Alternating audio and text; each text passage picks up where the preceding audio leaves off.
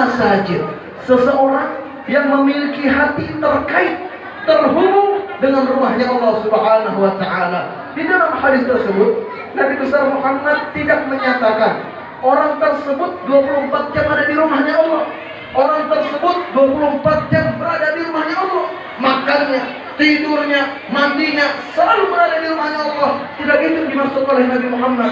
Tetapi yang dimaksud oleh Nabi Muhammad 24 jam hatinya terhubung, terkoneksi dengan rumahnya Allah Subhanahu wa taala. Keluar dia misalnya dari maulid mulia semacam ini, di malam hari ini pulang masing-masing ke rumah kita, lalu kemudian hatinya terpikir, kapan kembali aku akan datang ke rumahnya Allah? Kapan ada pemandangan azan yang mengumandangkan Allahu Akbar, Allahu Akbar? Kapan aku akan kembali bersimpuh diri sujud di hadapan Allah Subhanahu wa taala? Selalu menginginkan, kangen bertamu di hadapan Allah Subhanahu wa taala. Berbeda di saat kita bertamu selalu ke tetangga kita misalnya.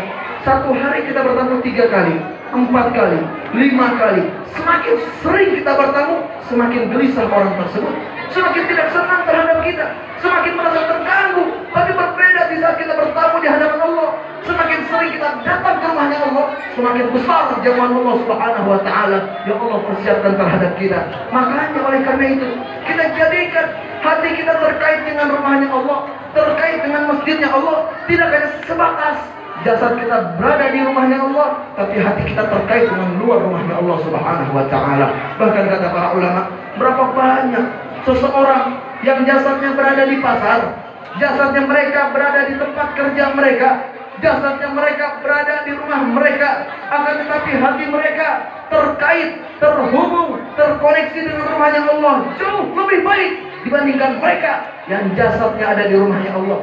Jasadnya ada di masjid, hatinya tapi terhubung dengan pasar, hatinya terkoneksi dengan ruang kerja mereka, hatinya terkait dengan urusan rumah tangga mereka, tidak terfokuskan kepada Allah, tidak ada hatinya terkait dengan rumahnya Allah, merasa dirinya mulia, merasa dirinya agung, tetapi tidak dengan hal-hal yang diinginkan oleh Allah Subhanahu wa taala. Dari hal tersebut kita sadar bahwasanya tatkala kita berada di rumahnya Allah, berkumpul di tempat mulia, bertamu di hadapan Allah, kita meminta kepada Allah Subhanahu wa taala.